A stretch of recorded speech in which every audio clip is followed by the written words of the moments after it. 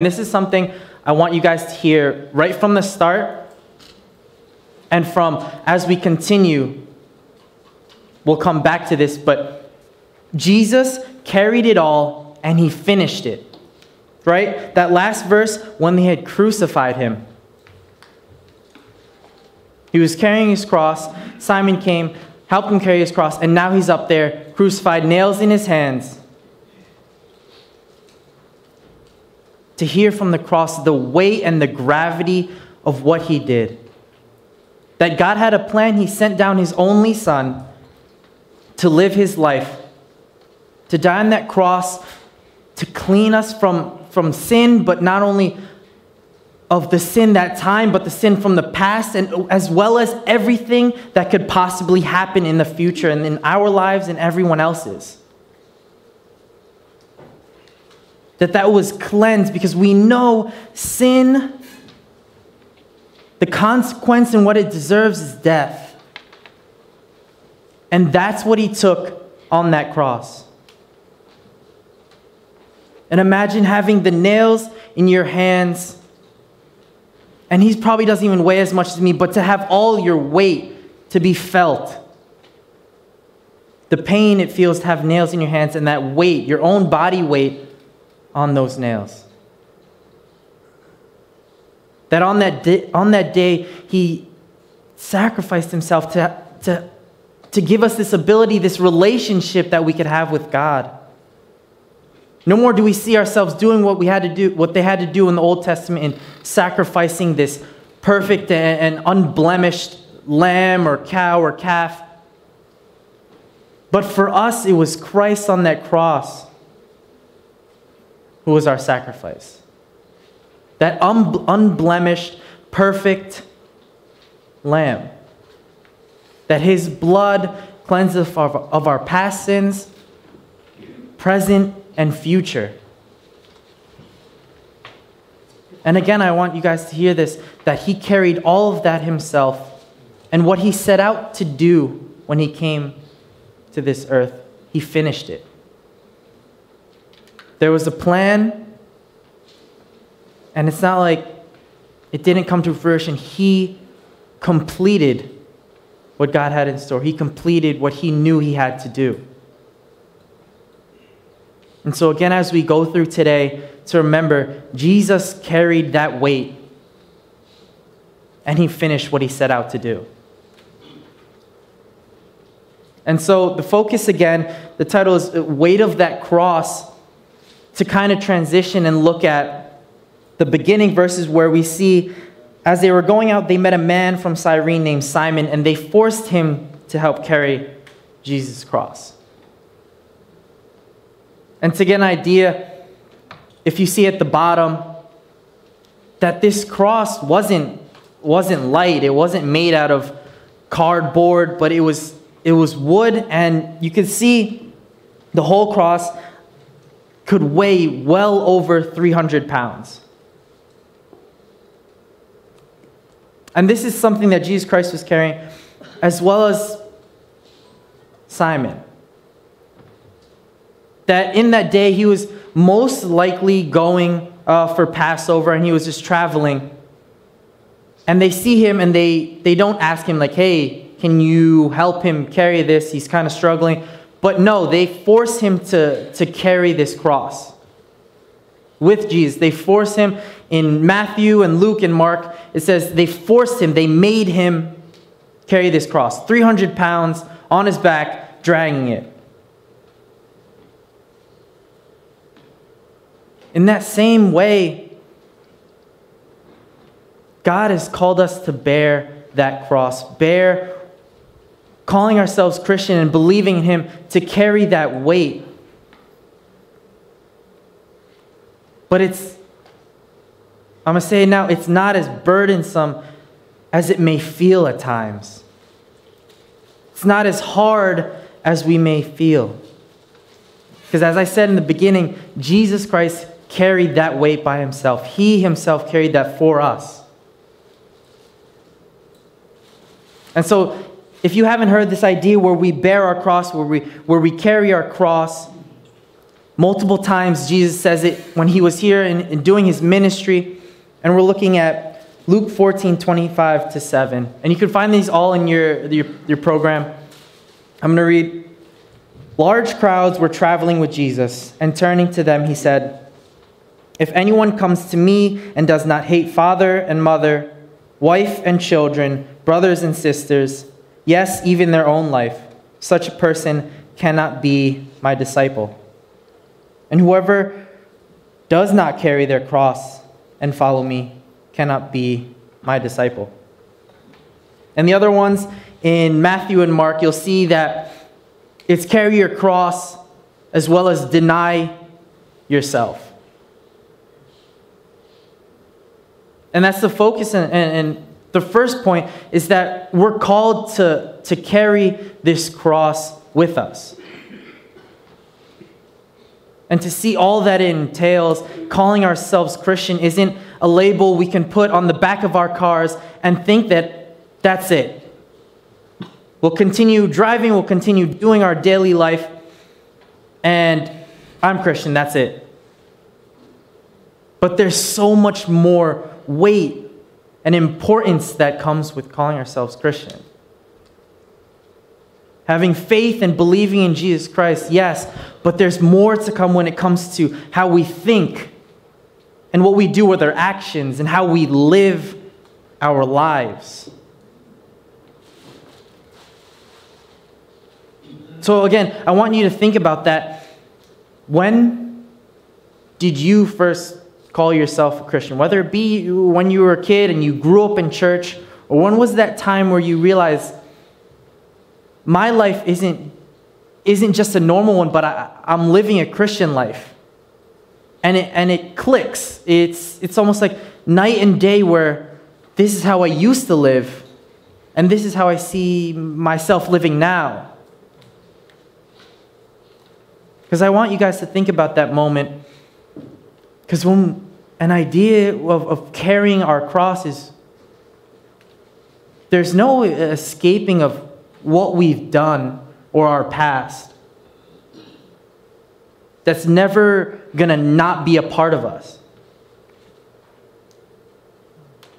But that's part of the cross we carry, knowing that how we used to live, and as we try to do better and live our new lives,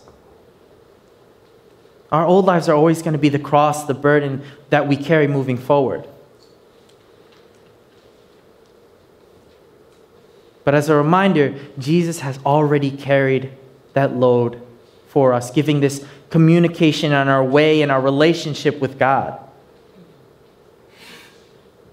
So in here, we see in Luke 14:27, this has always been one of my own personal verses, because when I first read it, and even to this day, in all honesty, it still confuses me. It's hard to understand how could he be talking about hating your mother, your father, your family. And to think hate, when you look at it, is such a strong word. Like the weight behind when you say you hate something. And maybe now in our context, in our communities, it's like shifted to a point where you can say, I hate ketchup. And you could also say, well, I hate the devil too. And it's like, are those at the same level that you hate? That you use the same word for those. But also when someone says that when I was younger, or having brothers or siblings, there's times where you get on each other's nerves, and it'll come out. It's like, Kuya, I hate you. Older brother, I hate you. Like, why would you do this to me? Or when you take away their toys, it's like, it's my turn to watch TV. Like, I hate you. And there's no way, if you ever heard that, there's no way where it doesn't kind of hit home for you, where it's, no, that hurts. Right? To hear that aimed at you, and to see that this is the word that he uses. It doesn't mean that, okay, you hate your mother, your brother, your sister, your father, yes, even your own life. But as I've come to continue to read this and come to understanding that it's showing the gravity and the weight of the focus that he desires. The attention that he calls when he's asking you to be his disciple. When you choose to follow Christ and be his disciple, that again, it's not slapping a sticker or saying the Jesus fish, or it's saying, yeah, I'm a Christian and I go to church. But it's so much so that everything in comparison almost feels like you hate it. Almost looks like you hate it. Because in comparison, that's what he's calling us to.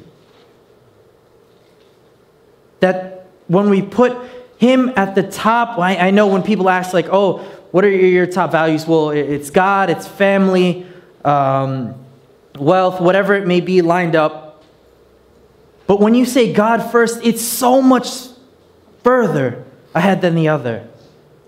Whether it be family, that when you rank them, yes, it's one, God, two, family, but the distance between them is vast.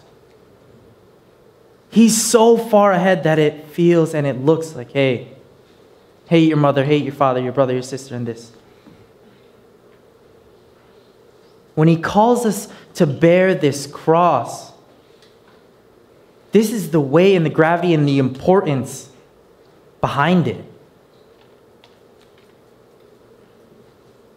And he even puts in other verses, when you deny yourself, or here when it says to hate, yes, even your own life. We all have our own personal desires and things that we want to come to fruition, things that we plan for ourselves.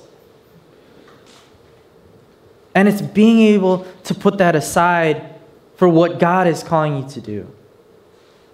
And when we have this relationship with Christ, that there's so much more than what we, for our own lives, can plan, can do, and see for ourselves.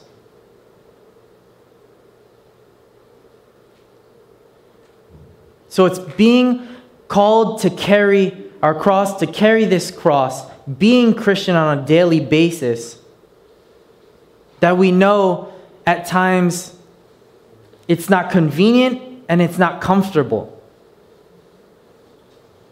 You see, right here with Simon, if he's just passing through and he's traveling, that he's just called and forced to carry this cross, that in that same way, sometimes what we're going through and what we have planned and what we have in store, situations and circumstances and obstacles come in our way where it's not convenient. If you know, I said this last time, that I spent 7 years trying to do college and I finally finished, right? There was one point when I thought, okay, I'm going to finish in 4 years, do nursing, and solidify myself financially and be well for my family, and it'll all be okay. And it would have been convenient if that had happened. But I know after a few years at community college, it started to come into my life that if I'm just doing this for the money, if I'm just doing this for the stability, and God is calling me to do so much more, then what am I really doing? So after three years, that's when I transferred out and I started going Nyack, but it wasn't convenient timing. Like, it would have been so much better. Life could have been easier. Coulda, shoulda, would have been whatever you have it. But the cross that we carry, imagine just the physical aspect of carrying something 300 pounds. It's not convenient and it's not comfortable. But we know when God is calling us to grow and to learn and understand, we know growth and comfort they don't go together. If we're trying to grow, the comfortable is not something you're looking for. Because we know you're not going to grow when things are easy and handed to you and you get complacent. But it's in the times where we're pushed to our limits. It's the times where we're uncomfortable, when we're sad, when we're angry. And we learn from those moments. And we see there's so much more at the end of this.